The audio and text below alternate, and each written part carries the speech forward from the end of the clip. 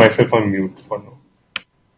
All right, guys, this is Mark Holty, Canadian immigration lawyer, ex-immigration officer, and former high school teacher, coming to you live today in another EE Live Q&A session just for all of you. I saw the other day we crossed over 112,000 members of our quickly becoming massive Facebook group, all designed to answer your questions regarding express entry. Today, I'm excited to have a special guest with me, and he has been extremely patient because last week, if some of you recall, I wanted to get him on and then I had problems with my Skype. Skype is the mechanism that I bring in my guests, and there was a little bit of an issue with it. It was my problem, actually. It wasn't, when I was trying to install it, I had issues with my password, but I figured it all out. It's all good to go. And graciously, Vishal has agreed to come and join me again. Today, we're going to be talking about the Prince Edward Island PNP, which is the mechanism or the process that Vishal went through to secure his confirmation of permanent residence just recently. So we'll wait for a few minutes for everybody to find the video feed again. In the past, I've just jumped in a little bit quick, and people who've been trying to find it after I close off the other video leading up to this one. Eventually, I'll figure out how to just keep doing it without having to restart. But at this stage, it takes me too much time to delete all of the countdown video footage for those who are watching this on YouTube and those who are tuning in right now to watch it. So let me know, as always, where you're tuning in from. I love to hear where the guests, where you guys are all watching this from. I know that some of you, it's pretty late where you're watching, but we've got listeners from literally all over the world. So just let me know, and I'm going to connect my own little computer here so that I've got the live questions here, and I can answer those when the time comes. One of the things I did remember to do this time was to turn on my mic, which is another problem that I've had in the past. So I'm pretty happy that I managed to do that properly this time. All right, so let me just see if I can find the video on my own little iPad here. And if you just refresh your timeline, well, I guess if you guys are watching it, you'll know it's live. Okay, good. People are piling in here, which is awesome. And let's see what we've got here. Oh, we've got Dubai. Oh, Majoram. Did you know that my son is going to Trinidad? He is. I see you're listening in from Trinidad. That's really cool. But as many of you know, he tore his ACL, so he had to come home, have surgery on June the 8th, and then he's going to be heading back down once he gets his visa and everything for Trinidad. So great to have you join us. Mehrab, welcome. Let's see, who else do we have here? We've got Rakshith, and he's already asking questions, which I'm not going to answer until the time comes. We've got a whole bunch of people here. Shkofa, we've got Niha, Shurat, regards from India, welcome. Zed, 3 a.m. Japan. Zed, you rule. That is crazy that you're up that time. Great to have you join us. Jian's from India. Samita, hi, how are you? Suresh, I'm doing awesome, Suresh. Grateful that you could join us. So we've got, and Samita is here as well. So I know a lot of you guys are tuning in, and without further ado, let's jump right into my interview with Vishal. And so I'm going to pull Vishal up here. Let's see. I think I can get him. And I'm going to shift, and I'm going to put us both here. Ah, we are here. Welcome, Vishal. It's great to have you with us. Hello, Mark. Now, as we go through this process. Hello to everyone. Oh, sorry. Hello I cut you off. No worries. Just hello to everyone also. Excellent. So what we'll do is, as we're going forward, I've got a couple questions I'm going to ask Vishal. And, I'm also going to open up a few questions to listeners as well. Are you prepared for that, Vishal? Are you prepared for some live questions? Yeah, sure, Mark. It would be my first experience, but definitely I'm up to all. Awesome. That's what I love to see. People who are willing to take chances and do some new things. Obviously, all of you guys are willing to do that to some extent because you're looking to leave your homes and move to a whole new home here in Canada. So that takes a little bit of an adventurous spirit as it is. All right. So, Vishal, tell us a little bit about yourself. What do you do for a living? So, Mark, I am into IT. I am into development. and I have I have nearly 7.5 years of experience till now, and I'm more into Java, and that's what I will try to find once I land in Canada. Excellent.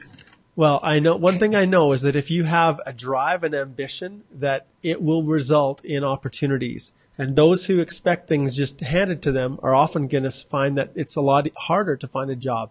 But if you're a go-getter, as we say in Canada, and you are keen on finding a job and you're willing to work and do the, put the effort in to find the job, you'll be able to get it for sure.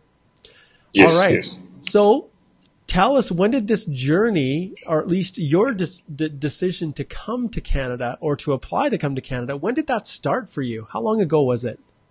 So, Mark, I started nearly 2 years back, and from 2016, let's say from March, I started with the IELTS exam and the WS evaluation and all. I was able to complete it just by July 2016. And then after that, in July 16, I was able to submit my application to Express Entry. That was one milestone in all together. Then my first attempt my somehow application went off track, and I became ineligible in another 6-7 months. Maybe due to there were some changes in the money to be brought in Canadian dollars. So I think that went wrong somewhere, and my application became ineligible. Okay, so I'm going to stop you there for 1 second. So this journey of yours was not simple and straightforward.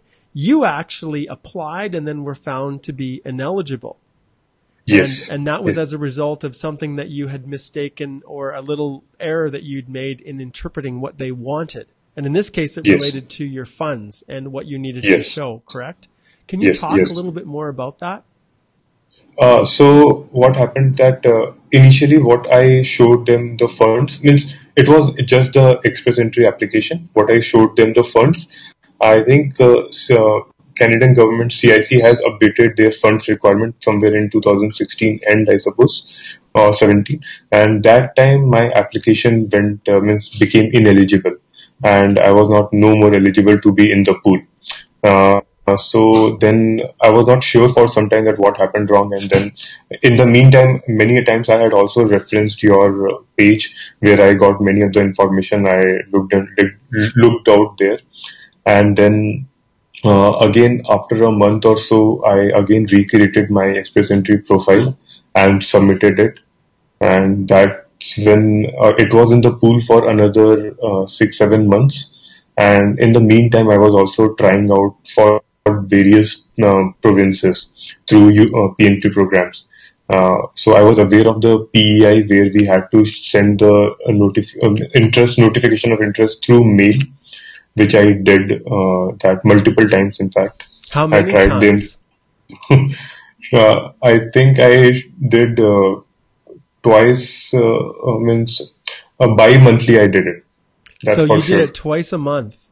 And so you guys need. Yes. You guys need to understand that this is not some simple process, and those who are successful had to work at it. And one thing that I found that makes me happy is that Vishal was able to come back to our group and get information and guidance to help him along the way.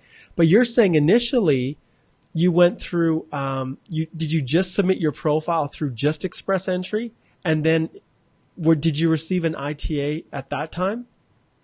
No. Okay. That time I didn't receive. But your profile became ineligible because the funds that you listed were too low. So so basically for the listener, just that they understand, when you are applying to immigrate and you have to show proof of funds, there's a certain minimum level that you need to meet. And I'm assuming from what Vishal indicated here that the amount he listed was the old amount, probably. Absolutely. So then in the next year, every year they adjust it up.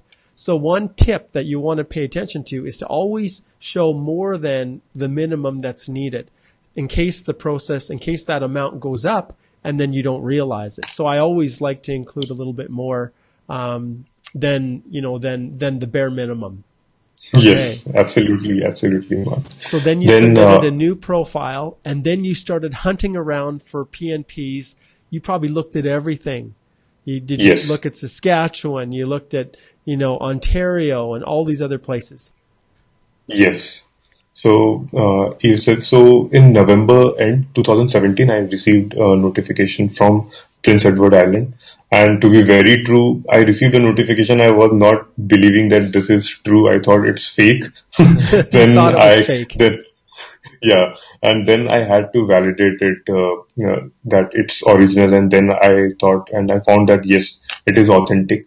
And then I moved ahead with all the processes like submitting them the required documents and whatever means they were requiring some 300 Canadian dollars as a receipt. So those were all processed, and which is fine.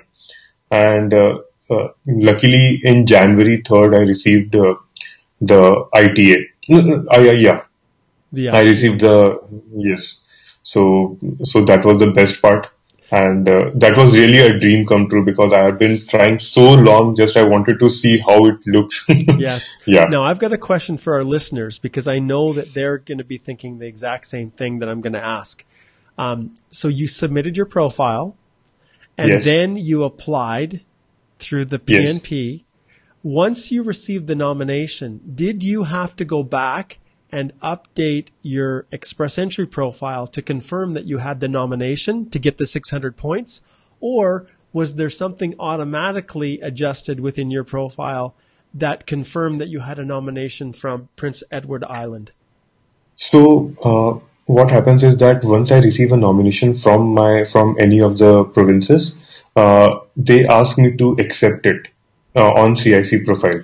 Once I accept it, 600 points get automatically credited to my account. So you received a notification through your Yes. Express Entry profile that PEI wanted to nominate you. And Yes. did you want to accept that? Absolutely, yes. And I can imagine that you were celebrating. You were like going, Yes, yes, celebration, this can't be true. yes, absolutely. I was very happy Oh, I can to imagine. receive. Yes.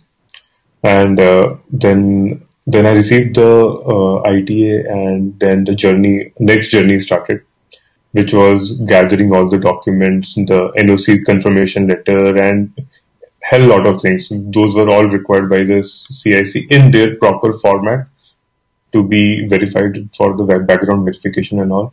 I took some, and there is one more thing that, as I mentioned earlier, my journey started in 2016. So I also has a time limit that because my IELTS score were getting expired this year, because that is valid only for 2 years. So my IELTS score were getting expired during March 16th of this year, 2018. So I had a limit, even though CIC gave me it gave me 90 days to complete my application, but I didn't have 90 days because I had to submit, means I had to get the AOR before March 16, 2018. So I was able to complete it by February 22, and I submitted my AOR, got my AOR there. And then I was waiting for other processes to get complete, ITA1 and everything. And then on 17th this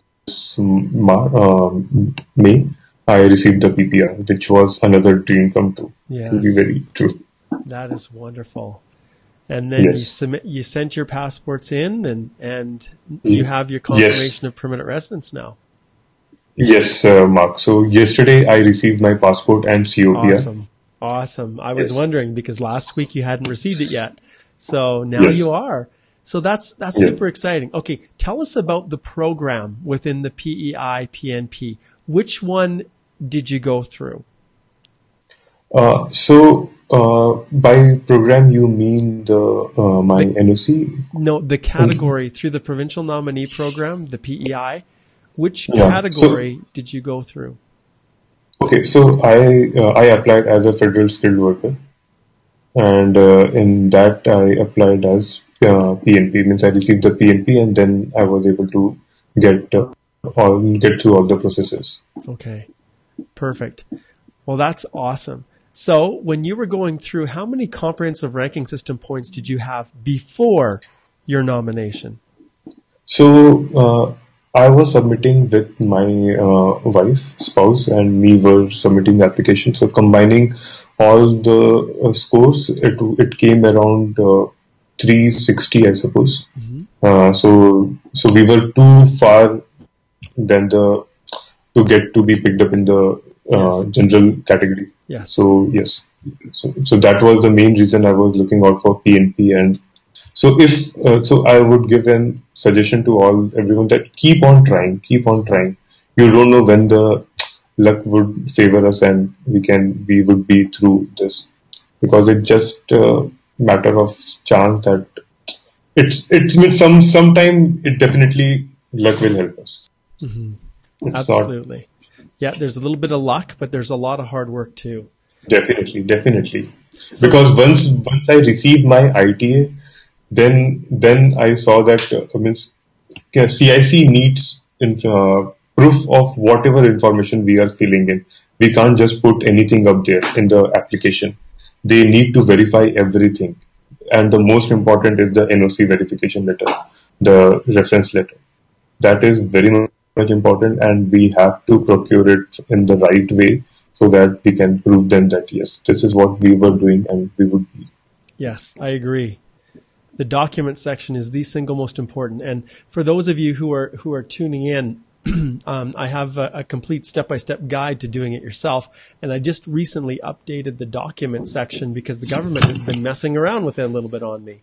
So I had to re-record a new lesson associated with the document checklist. So you'll want to check that out if those of you who have subscribed to the guide.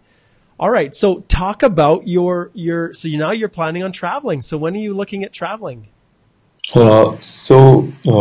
Means as I just received my passport, so I would be booking my tickets in by tomorrow, I suppose. I would be booking my tickets, and we are planning to move to PEI by August end. Wonderful. Wonderful. Yeah, and here also I want to just give a suggestion to everyone that the reason I'm moving by August end, that I want to be soon there, as in winters the job gets slowed down in Canada. So it's better the sooner we land. That's why I'm trying my best that I can do my landing by August. Yes. Excellent. Well, it looks like our connection is just hanging on. We had a little bit of a glitch there, but we still have you. So I'm super excited for you and your family. This is going to be just a wonderful new journey for you. I really appreciate you coming on and sharing your story a little bit and your success. And so the moral of the story, at least from my perspective, is how important it is to just keep fighting and keep trying. And so everybody's going to run into problems at some point in time. And as long as you've got an awesome little group like ours and resources to support you and people that you can trust, you can do it. And obviously, Vishal is an example of that. His CRS scores were not super high, but he was, yes, lucky, very lucky. And so I want to wish Vishal all the best and his family as he enters this new phase of his life, this new journey. So thanks so much, Vishal. Mark, just one thing I want to ask. I want to tell everybody that, guys, there is please ask rather than just doing and filling up the everything. Please ask. We have a very nice forum here, which Mark is representing, Express Entry Law, and please ask him, as he has too much of information, and there are very much people helping us, and this really helps us to get through all this because there are some ambiguous questions out there which we don't have straight answers, and this is the only way we can find ours. Yes, great tip. That's an awesome tip. All right, thanks so much, Vishal. I appreciate you joining us. Thank you, Mark. Thank you. You take care. Yeah, same to you. Thank you. Bye-bye. All right. Well, that was great to have Vishal join us, and he was super, super gracious in his answers, and you could see that he's just one of those guys who just kept at it. He just worked at it, and eventually he found success.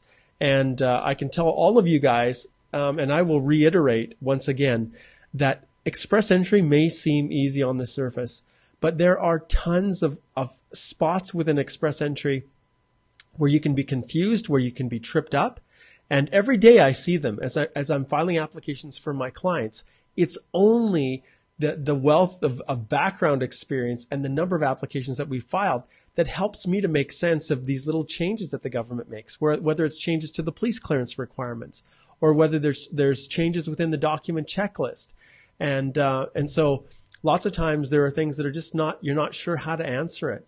And so, yes, our Express Entry Law group is a wonderful resource for people, and that's why I created it.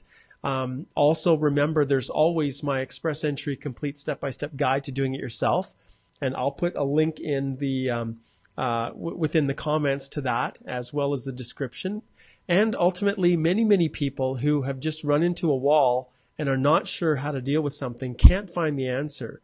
I am always available to have a paid consultation with you, and usually in about 30 minutes, as you can see from all the testimonials within our group. Usually in about 30 minutes, I can answer most of your questions. So, and in fact, the very first question that I'm going to answer now is from my good friend here, Wakas, who is a part of our group right now, and I know he's tuned in and he's watching. And this is a question that he had asked earlier in our consultation that he forgot to ask it. And so I said, you know what, Wakas, I will answer it in our live EE Live Q&A just for you. So this is the first question that he of our EE Live Q&A today. And Wakas, you can just give me a thumbs up here so that everybody knows who you are, and you are the source of this question. So the question is, thank you, sir, for your time. There was one question that I forgot to ask. Do I need the funds to be in my account before receiving the ITA, or can I get them deposited after I get the ITA, as I will be arranging them by selling my car and will provide a proof of sale to IRCC to verify the funds? I assure you this is the last one. There's no problem, Wakas. There's no problem at all.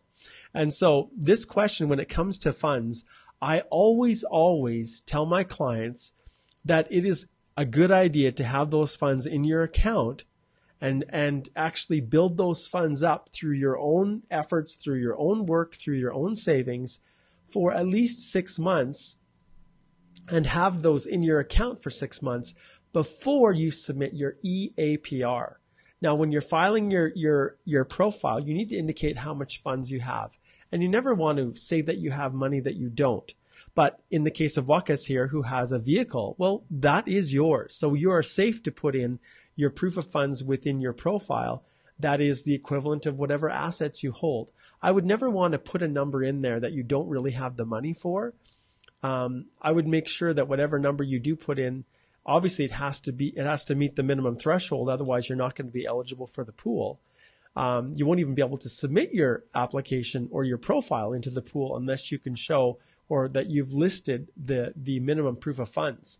And many of you who are watching, I'm sure you're probably well aware of this, but I'm going to share my screen quickly for those who are new to this. And I'm going to punch in here. Actually, I'm going to share my screen with you guys right now. And there it is. I'm going to blow this up nice and big. And then I'm going to search up here, proof of funds, EE, and let's see what pops up. So right here, you can see there's a minimum amount. And this is also what I was talking with our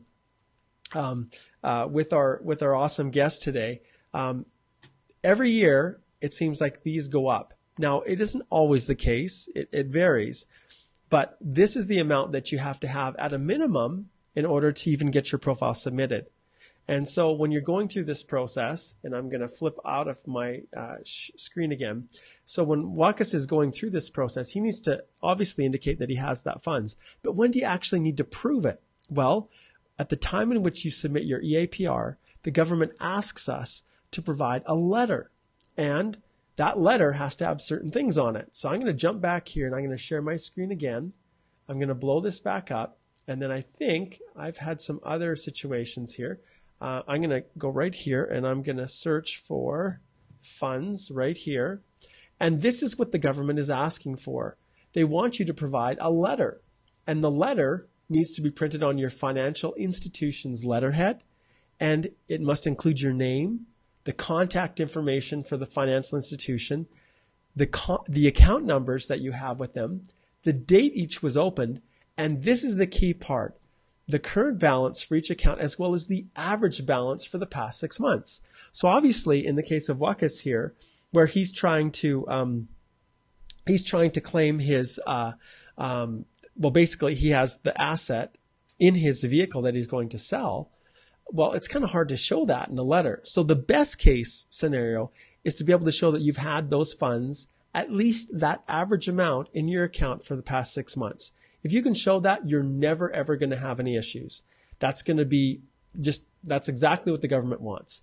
But not everybody can. And so if you can't show that you have the full amount in your account for the full 6 months, it's not going to be something that's going to get your application refused.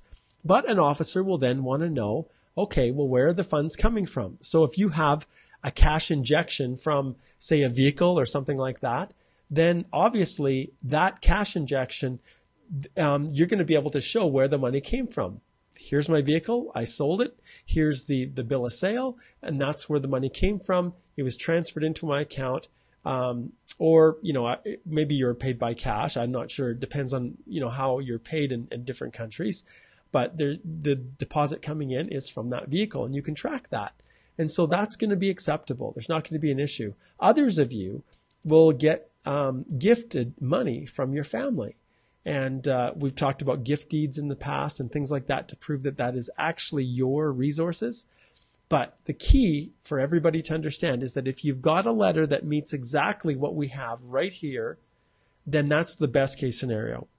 If not, then there's always risk with your application, and an officer has to be satisfied that you actually have those funds sufficient in order to be able to settle in Canada. And as you can see with Vishal, he is going to the Prince Edward Island. He doesn't have a job, so he needs enough resources to support him and his family until he can get a job and get settled. And so that's why they ask for those amounts of money. All right. So great question. Great question, Wakas. And now I need to make sure that I'm making a note of when I answered these questions. And so I'm going to have to go back and search that one, but that's okay. Okay, so moving on now to the next question. I had quite a few. So this one is Umair. And Umair said, "Hi, Mark. This is with reference to your recent post where you invited questions from members." Great, Umair. "If you could recall, I had a consultation session with you before." Oh, Umair. Okay, great. He said, "I had a consultation before submitting my eAPR. I submitted the same on February the 28th, 2018, and it's been 3 months." Okay. "So far, the medical has passed and the background check has not started, though the processing times are 6 months and my application is pretty well within the 6-month processing time. I'd like to know what options do members have apart from ordering the notes," and those are the GCMS notes. "What is the importance of the notes?" Okay, I can tell you guys that 99% of the time, that those GCMS notes, you're wasting your time. Having knowledge of what the notes say is not going to speed up your application. Remember that the government's posted service standard in terms of processing times is 6 months for 80% of the applications. So only 80% of the applications to meet their stated goals are to have those processed within 6 months. And some of you guys are freaking out if your applications are delayed a month. Oh my goodness, what's happening? Well, in your case, Umair, you just need to be patient. It's well within the processing times. Ordering the GCMS notes are not really going to add anything to it. They're not going to help you with getting the application processed faster. If you want to see exactly where your application is at and you're curious, well, sure, you can do it. It's not a big deal. But ultimately, if the processing times are beyond 6 months, that's when you can start to make access to information requests. You can go through a case-specific inquiry that you can do through the government's website to inquire on the status of your application. So you can do that, but I never would want to do that until after 6 months because the regular processing times are within that period. Yes, some people it happens faster, but not everyone. So you just have to be a little bit patient with that. Okay, great question. And so I think we're doing good here. All right, so that was a good one from Umair. Thank you for asking that question. Okay, and now the next question is from Jawdat. Now this one from Jawdat is a little bit longer, but I'll try to zip through this one here for everybody. I want to thank you so much for your videos and help. I'm going to book a consultation with you soon, as this is what I can afford at the moment. Even the silver plan is quite hard. Yes, and guys, I know my legal fees are expensive. They are. But the reality is it's demand, right? Supply and demand. And so it's impossible for me to provide service to every single person who wants to hire me. And so the only way that I can do it is by increasing my rate, and those who can afford to hire me, then they're the ones who are in a better position to pay my legal fees. Remember, I'm in Canada. I'm not in India. I'm not in Nigeria. And the cost of living here in Canada is substantially more than it would be in your countries, at least generally speaking. And so that's why my legal fees are not the same. And if you were to prorate what often they're charging in India compared to the cost of living, I would wager that the fees that I'm charging are probably even a little bit cheaper than what you're being charged there. But that's just my own speculation. So anyways, Jawad, I look forward to having a consult with you. Okay, he says, please seek the question in my presentation, as I'm not trying to get you to assist my eligibility. I just want to understand, if I book a consultation, what should I focus on with you? Okay, I'm wondering now, Jawad, if this is even a question for our group. Okay, he says, I'm a Syrian artist. I teach guitar here in Dubai since the past 5 years, and I'm a music composer. I have an album in the Virgin Mega stores here and is one of the best sellers since 2016. Jawad, if you're watching this, you need to post in the comments. I see right here. It's amazing that you're answering. Okay, Jawad, then you need to provide us with a link so that we can check out your music. That would be so cool. So put a link into your Facebook page or wherever people, even within the Virgin Mega store, your music, because that would be awesome. We'd love to see that. And I know that the other group members would like it too. So yes, so Jawad, put in the comment section. Okay, so here's the question. But I did study music. Okay. But my wife is a violinist as well, but she has a bachelor's degree. She is Polish. I established a music institute to teach here as a freelancer in the UAE. My question is, how can anyone apply for self-employed immigration as a person of cultural activities? I read the official website and I did the eligibility test, and it said that I might be qualified as self-employed. Well, that is the case. So Canada does have a self-employed category that is different. It's completely different than express entry.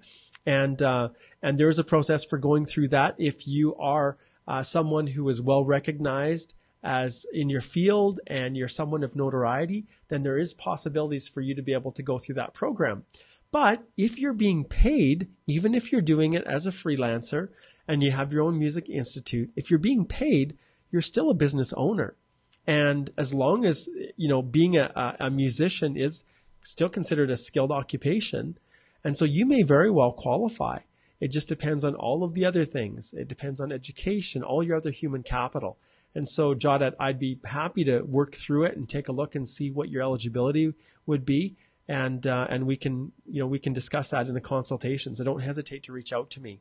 But your question is valid. Just because you're a musician, if you're being paid, or an artist, a painter, or you could be a singer, those people, you can qualify under the skilled work category, the federal skilled worker program, if you can demonstrate that the work that you're doing is full time. So it meets that minimum 30 hours a week threshold. And it can amount to a lot of different things, right? When you're working, and you could be, you could be composing music. You could be doing a bunch of different things. And business owners, even me, I'm within a law firm, but for all intents and purposes, I am an independent contractor. Well, not an independent contractor, but I have my own practice. And I think about my clients. I think about the work I'm doing every single day. And even if I'm not spending time physically seated in my office here, I am nonstop. It's hard for me to escape thinking about and working on my practice, even when I'm outside of the office. And you guys have seen videos that I've been doing even when I've been out at our family's cabin. And so there's lots of ways to demonstrate that full-time work. And so there's lots that we can talk about, Jawad. So thanks for your question. It was a really good one. All right. So we'll put that one aside. All right. The next question here is from Dorina. And Dorina states the following. And so Jawdat says it's under my name and on iTunes. Well, give us a link, Jawdat. I want you to put the link in. Don't make us work. No one's going to hunt it down. That's what I've learned. You need to put the link, so all people have to do is just click. All right. Next question is Dorina. And Dorina says, Dear Mr. Mark, my compliments for your infinity efforts to help and assist us in every immigration application issue. You're welcome, Dorina. Please, I have a general question, and if you think that that's an important issue also for others, I'll look forward for your helpful explanations. And Dorina, I really appreciate your email, because sometimes people send me these long questions that are very specific, and they're basically something that I would charge because they are specific legal advice. And then they get upset when I don't answer them here in this forum. Well, this forum is for general information, and it's not designed to specifically answer whether someone is eligible or whether a certain aspect of their unique circumstances, whether they should do this thing or that thing. It's designed to answer questions that will be of general help to the 112,000 people in our group. And so I appreciate you recognizing that. Okay, let's see what your question is here. So it says, oh, I see. We've got a notification here. I didn't even see this. Okay. All right. So the question says, oh, I see. Oh, I see. Okay. So your question here is regarding the upcoming changes to biometrics. And she says, please attach to this email. It's a new notification for some changes about fingerprints and photo requirements. Okay, so all of these things are all biometrical requirements that are typically associated with temporary entry. So people that are coming to visit or study or work in Canada. Canada is instituting a more broad-based biometrics requirements that are going to be rolling out. And this doesn't relate specifically to express entry, other than to say, Dorina, that it doesn't, those kinds of things don't apply to express entry because you're already going through a very onerous process of providing police clearances, and the government is doing security and background checks on you in the course of your PR application. And so the biometrics mostly affect people who are looking to come temporarily to Canada to make sure that the people who are actually applying are the ones that said they're applying, and also to make sure that people are not fraudulently using other fake passports or other things to submit applications, new applications, when they've had other applications refused through another name. And so the biometrics allow them to make sure that whoever's applying is who they say they are. Okay, and so that's basically, that's the question, and that's the answer, Dorina. So great question, though, about biometrics. Okay, next question is, look at this one. This is awesome, and we'll see how many we can get through here. But this question is from Mauricia, and Mauricia is one of the moderators within our group. And I'm really, really appreciative for the efforts that she takes in helping to keep our group safe. In other words, that there isn't anyone publishing or posting anything that would be inappropriate, or basically just making sure people are following the rules. So thanks, Mauricia, for all that you do. I really appreciate your help. Okay, so Mauricia's got a couple questions here, and I'll answer a couple of them. She says it's concerning family, PCCs, and passports. Okay, so the first question is about family members. If a person has family in Canada, uncles and aunts, who are citizens and declared, this is in the minimum entry requirements for the Federal Skilled Worker Program. Yes, 67 out of 100 is the threshold. If I do not declare the family, I will still be qualified to immigrate to Canada, as my score is 91 out of 100. But I do not want to misrepresent any information in my application, so I declared my family. However, do you have to provide the information on family in the eAPR if you do not want to involve your family members in your immigration plans? This is a great question. And I've actually had this come up with other clients. So the first thing I always say is, yes, you absolutely need to disclose them. And when you do, it's more than likely going to trigger a need to fill in information for those family members within your checklist for your eAPR. But here's the thing. Whenever I have anything that's asked of me within the document checklist of the eAPR, I do my best to provide it. And I know sometimes it can be a real hassle and you don't want to bother family members and things like that. But I will often do it just because I don't want to take any chances. You can't misrepresent and say that you don't have that uncle and aunt. You never want to do that. And at the same time, it's going to amount to a little bit more work. And so, it would be nicer not to have to do it. But my first comment is always use your best efforts to just provide it. Things are going to go a lot smoother. If you can't, and it's really going to be a hassle, then you can provide a letter of explanation stating exactly what you've stated to me here, Mauricia, that you have more than enough points. You don't want to claim any of those points for the federal skilled worker program because their uncles and aunts are only useful for getting that extra 5 points within the 100-point threshold of the federal skilled worker program. And so you can provide a letter of explanation in the spot where you're supposed to upload and say, look, I haven't provided it. I can't get it. I don't need it for my eligibility, the minimum entry criteria, eligibility criteria. And so that's why I haven't included it. So you can do that. You totally can. An officer can come back and, they can have questions just with anything. But in these circumstances, that's kind of how I usually advise my clients. Okay, I'll answer just a couple more questions here, Mauricia, because I don't want to have it take up too much time. So this one is about family, so I'm going to make sure I put that one in here. And the next question is about the police clearances. Okay, and passports. Okay, what do you do when there are missing entry and exit stamps in your passport? For example, due to travel agreements between your country and other regions, you can travel on an ID card instead of the passport. So there are many times when you use your ID card for leaving the country and your passport for returning to the country. Well, the reality is I wouldn't worry too much about this. The government knows, and even in Canada, if you come to Canada now, the officers they don't stamp passports anymore. And for years, Canada and US citizens would travel back and forth without ever getting a stamp on their passport. So I wouldn't get too hung up over stamps in the passport. At the end of the day, if you have them, great. You include those within your passport and all the stamp pages. But if you don't have them, I wouldn't get too worried about that. The fact that they don't match up with your travel history, because not all countries issue stamps. Simple as that. Okay, next question. And I'll make a note here, if someone has multiple passports, ordinary citizen passport and diplomatic passport, should all passport and travel under each of them be scanned and documented? No, just use your ordinary passport. Okay. So yeah, you don't have to duplicate that. Use the one that you're going to be using for permanent residence. Okay. I'm just going to stop there, Mauricia, and then I'm going to move on to someone else. But thank you so much for those questions. I really appreciate it. And I appreciate your efforts. Okay. Bella says, hi. Hi, Bella. It's awesome to have you joining. Bella, if you go back and watch some of our past videos, she was one of my special guests, just like Vishal today. And her story is amazing. So you guys need to go and watch it. Bella, post the link to the YouTube video where people can watch your interview on my past EE Live Q&A. I think people would absolutely love it.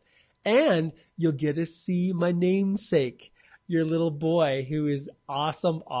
And everybody will get to see this cutest kid in the whole world. So definitely go and post that, Bella. Okay, next question. This one is from, Pandit. And Pandit says, Mark, nice blue t-shirt, Jazdeep. Thanks, Jazdeep. I appreciate it. This is a collared shirt. This is a professional business casual shirt. And I'll also show you this. Check this out. This is professional here. See, I have, I'm wearing my shorts today because I'm recovering nicely from my knee injury. And this is the greatest thing ever. Check this out. Wait a minute. I don't want to pull it off here. I'm going to show you guys this. This is awesome. Okay, check this out. See this thing here? Look at it. This wraps around my knee and it circulates cold ice water through this pump and it helps to ice my knee. And I'm walking around okay after my surgery last Thursday. It's been a little over a week. I was outside yesterday. I was cutting the grass. I was fixing my sprinklers that weren't working properly. And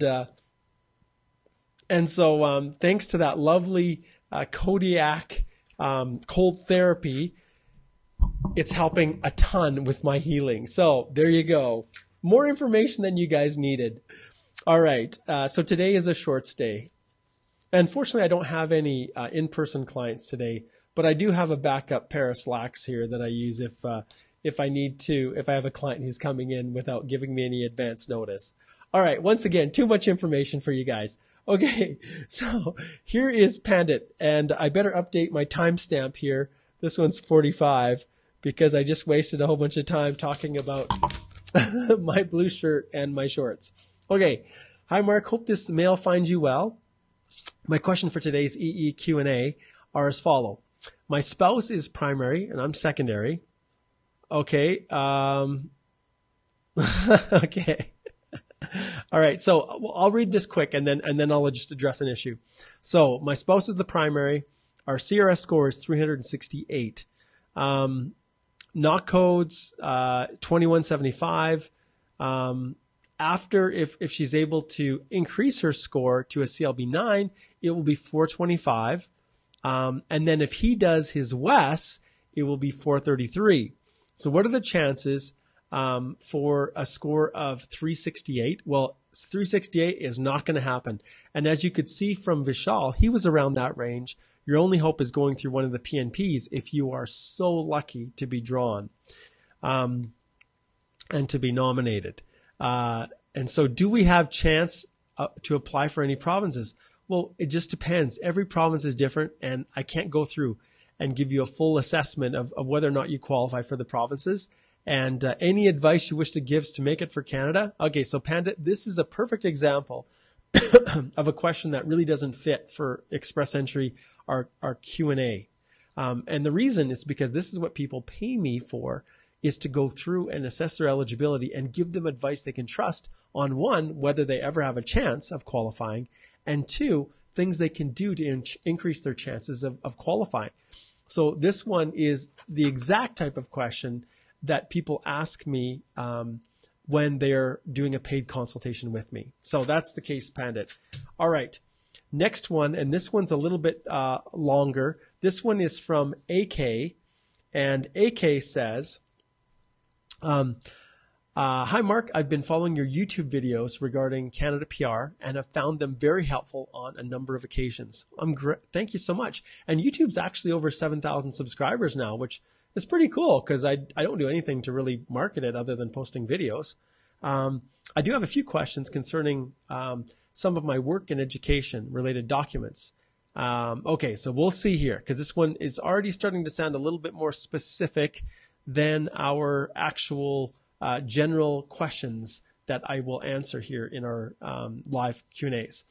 Okay, so I'll be applying for Canada through Express Entry. I've taken the CRS evaluation and found myself to be eligible. However, before I apply for the next pool, I do have a few concerns which I would prefer dealing with first before I get my ITA. Okay, Canadian education. I've completed electronics engineering degree at DeVry in Alberta. It's a full-time bachelor's degree course. I have the transcripts from the college in a sealed envelope. However, the university is now closed. Will the transcripts from the college suffice as proof enough, even if the college is now closed? Do I have to send the transcripts to West for evaluation? Okay, it's a Canadian degree. It will not be evaluated through West because their whole purpose is to evaluate foreign credentials and equate them to Canadian. If a school was a designated learning institution previously, that's really what it comes down to. And in the case of DeVry, there's only one way you're going to know, and that's by applying, because otherwise you're not going to get points for it. If you can't adhere to what the government asks, and basically what they ask for is a copy of your degree, and you're going to upload it. So you're going to open up the envelope, you're going to provide a copy of it, and I would include your transcripts and any other information that you have to confirm your education at the school. The fact that the school is closed, well, it may or may not be fatal, but there's only one way you're going to know, and that's by just submitting your application, claiming the points, and seeing if it works. Okay? And you know what? You've got a couple other things, AK, but I'm going to actually move on, and I'm going to just try to limit the questions just to one per person. So hopefully that answered your question. Okay, good one, AK. Okay, this one here is from Amrinder, and Amrinder's question is, I'm a PNP candidate. Oh, Amrinder, he's asking GCMS questions. My GCMS notes says eligibility, not started, security, not started, criminality, passed, medical, passed, info sharing, in progress. Any view on this, please? What is info sharing? When you complete your profile and you submit it, you agree to allow each of the government departments to share information about you in order to do things like background checks, security screening, all of those kinds of things to disclose to other government departments in order for them to do those background checks and things. So information sharing is just a part of what they do in the course of an application, and it can encompass a lot of different things, not just security, because as you've indicated here, security is not started, eligibility not started. One thing you have to understand too, criminality, medical, you've passed both of those. Info sharing is a part of all of those, okay? And so don't trust just because the status says not started, not started. There actually has to be an action done by an officer to initiate any change within GCMS. And the reason it is so big, so long, those access to information and privacy reports that come back showing your GCMS notes, the reason it's so long and so many pages is because every step, every time an officer touches your file, a record is created within GCMS. And that's why it's so long and so full of information that really isn't even important. So that is the case. All right. And so that is Amrinder's question. Great question about GCMS. Okay. And, the last one, this question is from Envis.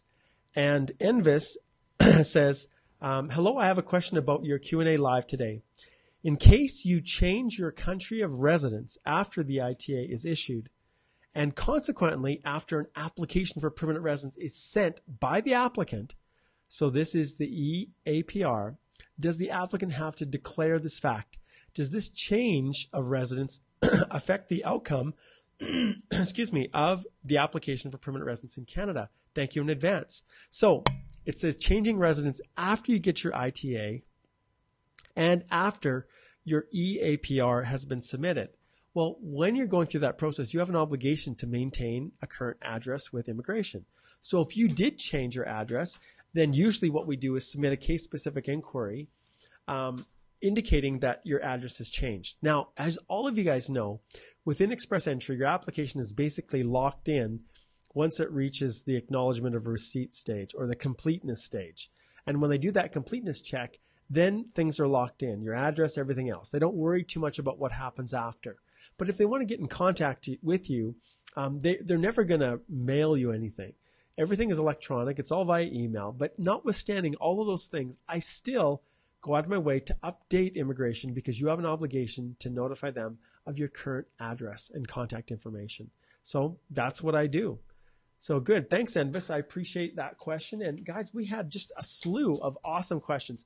I didn't throw them today because I'm trying to keep organized so that as soon as this is done, I can then jump on and I can update the description with all these timestamps so that people who are watching this video later will be able to search for the section that applies to them and they can make the most out of these questions. All right? Because let's face it, an hour long to just sit and sift through hoping you're going to find the right topic is people just don't have that kind of time unless you are one of my favorite people in the world and you're actually watching this live and joining me. So with that being said, all of you awesome people, it is now time to get you to share with me, and I think we're still cruising here, to share with me your comments. And so I'm going to take just a few, and then from there, we're going to wrap it up because we're already just about at the 1 hour mark. So if you have a question now, now's the time to ask it, and I'll just answer some live questions right now. So we'll see here if people are able to fire off some new questions for me. Okay, ZZ, here's a question from him. You rule, man. You are definitely getting your question answered. 3 a.m., which is probably now 4 a.m. for you. Japan, awesome. Okay, does the right of permanent residence fee guarantees PPR? How long till PPR? Okay, so the right of permanent residence fee is just the processing fee that the government charges you, the extra $490 that they charge just as a fee for finalizing your permanent residence. And that fee goes into all of the costs of administering the immigration program in Canada, all of the officers, all of the infrastructure. That's what those processing fees are for. And so, no, it doesn't guarantee your PPR.